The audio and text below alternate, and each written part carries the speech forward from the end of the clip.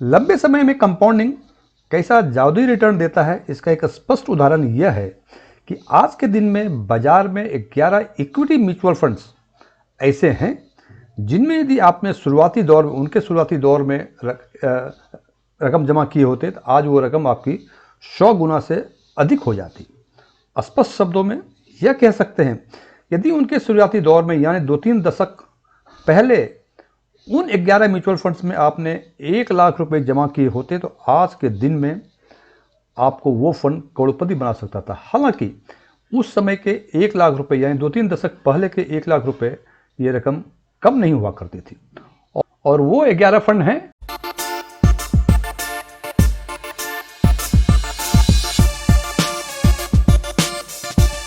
ABSL के flexi cap, Franklin के flexi cap, Franklin के ब्लू चिप, फ्रैंकलिन का ईएलएसएस, फ्रैंकलिन का प्राइमा फंड, एचडीएफसी का ईएलएसएस, एचडीएफसी का फ्लेक्सी कैप, एचडीएफसी का टॉप 100, निप्पॉन का ग्रोथ फंड, निप्पॉन का ही विजन फंड और सुंदरम का मिड कैप।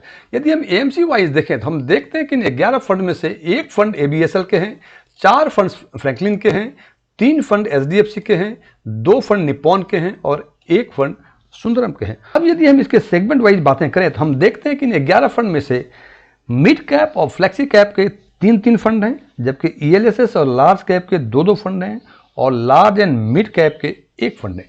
फ्लेक्सी कैप में एबीएसएल फ्लेक्सी, फ्रैंकलिन फ्लेक्सी और ईएलएसएस में फ्रैंकलिन का ईएलएसएस और एचडीएफसी का ईएलएसएस और फ्लेक्सी के एक और फंड है, it is HDFC flexi cap. Mid cap के निप्पॉन ग्रोथ और सुंदरम का लार्ज एंड मिड कैप का निप्पॉन विजन और लार्ज कैप के जो 2 फंड हैं उसमें से एक फंड है फ्रैंकलिन का ब्लू चिप और दूसरा है एचडीएफसी टॉप 100।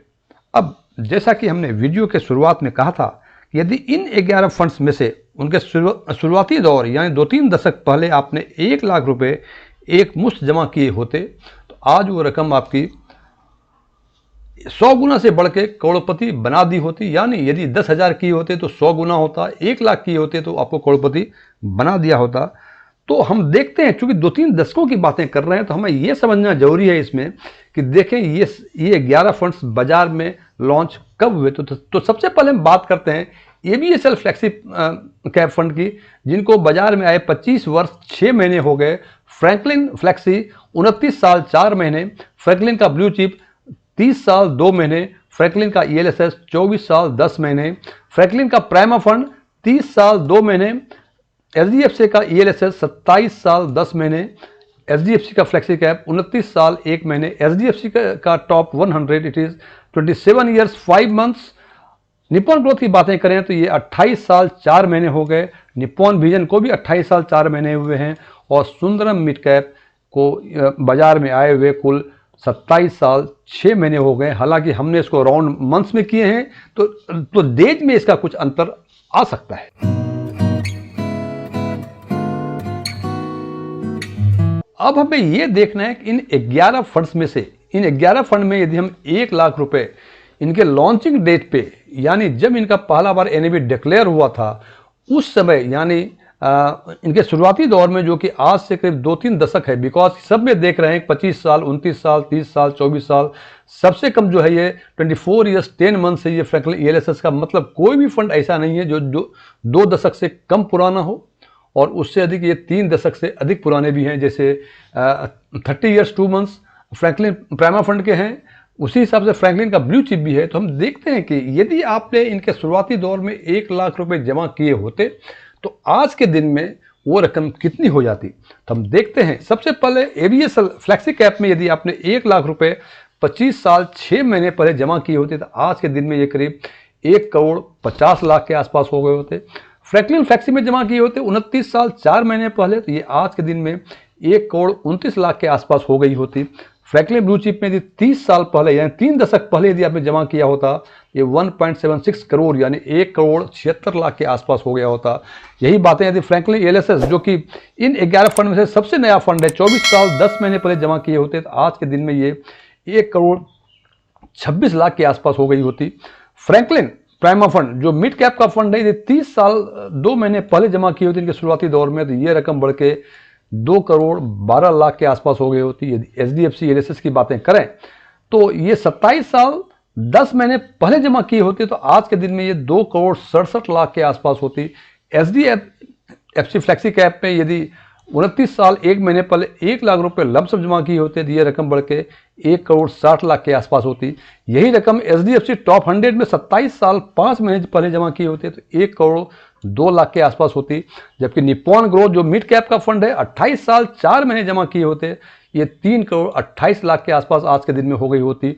निप्पॉन विजन 28 साल 4 महीने पहले 1 लाख रुपए एक मुश्त जमा किए होते तो ये 1,19,00,000 के आसपास होती। और सुंदरम मिड कैप जो कि मिड कैप का फंड है, यदि 27 साल 6 महीने पहले जमा किए होते इसमें 1 लाख रुपए, तो आज के दिन में ये 1,11,00,000 के आसपास होती। और फ्रेंड्स, ये सारे डाटा जो हैं 27 मार्च 2024 के 27 फरवरी 2024 के हैं, यानी पिछले 2 दिनों में हो सकता है थोड़े से ये फर्क हो जाए, लेकिन क्योंकि यहाँ सारे फिगर्स हमने लैख में रखे हुए थे इसलिए इसमें कोई विशेष फर्क होने की गुंजाइश नहीं है।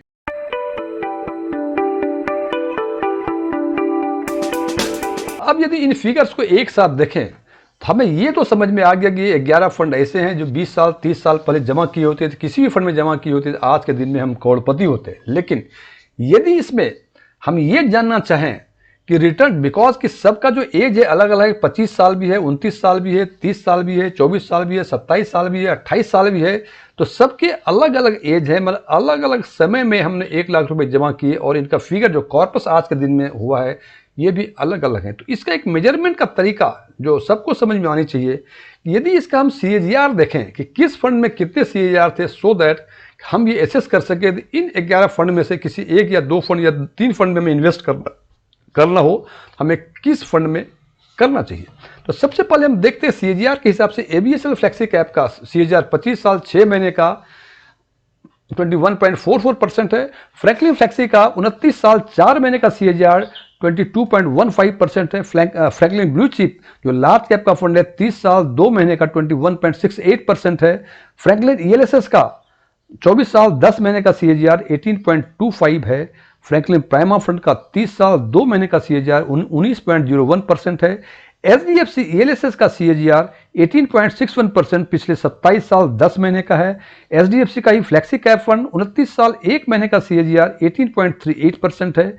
HDFC टॉप 100 इसका CAGR पिछले 27 साल 5 महीने का 1,02,00,000 के आसपास, 18.31% के आसपास है। निप्पॉन ग्रोथ 28 साल 4 महीने का CAGR 19.37 है, जबकि निप्पॉन विजन ये भी 28 साल 4 महीने पुराना फंड है, इनका CAGR 22.62% है। और सुंदरम मिड कैप का जो मिड कैप का सेगमेंट का 27 साल 6 महीने का CAGR 24.36% है। अब हमने ये CAGR को देखा, यदि इसको हम रैंकिंग करना चाहें कि यदि हम टॉप 5 फंड्स 11 फंड्स में CAGR के बेसिस पे शॉर्टलिस्ट करना हो तो सबसे एक नंबर पे आता है सुंदरम का मिड कैप, जिनका कि सबसे अधिक CAGR इट इज 24.36% है। 2 नंबर पे आता है 22.62% जो कि निप्पॉन विजन का LMC का large and mid cap fund है।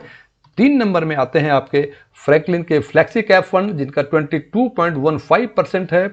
4th में आते हैं फ्रैंकलिन का ब्लू चिप फंड जिसका 21.68% है। और 5वां इस लिस्ट में ये आते हैं ABSL का flexi cap fund, it is 21.44%। तो इसमें एक चीज हमें जो समझ में आता है कि सबसे बेहतर परफॉर्मेंस सुंदरम के मिड कैप ने दिया है अपने शुरुआती दौर से। उसके बाद 2 नंबर पे जो large and mid cap fund है निप्पॉन इंडिया विजन फंड के नाम से है, इनका 22.62% है। फ्लेक्सी कैप के 2 फंड हैं, पहला फंड ABSL का 21.44 और दूसरा फंड फ्रैंकलिन फ्लेक्सी कैप जिसका 22.15% है। और 4th पोजीशन में लार्ज कैप है ब्लू चिप का। हालांकि लोग कहते हैं कि लार्ज कैप का ग्रोथ कम होता है, लेकिन यदि फ्रैंकलिन ब्लू चिप की बातें करें तो पिछले 30 साल 2 महीने में इन्होंने 21.68% का CAGR दिया है। और ये 21.68% पिछले 30 साल में लगातार, it's a very good return. Even if large cap में कहते हैं कि रिटर्न कम है तो रिस्क भी कम है, तो कम रिस्क लेते हुए हम यदि लार्ज कैप में इन्वेस्ट करना चाहें तो you can go for Franklin blue chip, यदि आप इनके हिस्टोरिकल रिटर्न पे रिलाय करते हैं। तो फ्रेंड्स, जैसा कि मैं बार बार कहता हूँ, हालांकि ये 5 फंड हमने शॉर्टलिस्ट किए हैं अपने हिसाब से, अपने परसेप्शन के हिसाब से। हो सकता है कि आपका परसेप्शन कुछ और हो, आपकी रैंकिंग कुछ और हो। इसलिए जैसा कि मैं बार बार कहता हूँ, यदि आपको इन्वेस्ट करना हो तो अपना इंडिविजुअल डिसीजन लें। ये हम एनालिसिस हैं, हमने एनालिसिस करके दिया कि इसमें ऐसे चीज़ आए हैं और डिफरेंट पर्सपेक्टिव से ये फंड की रैंकिंग ऊपर नीचे हो सकती है। इसलिए अंतिम निर्णय केवल आपका। Thank you.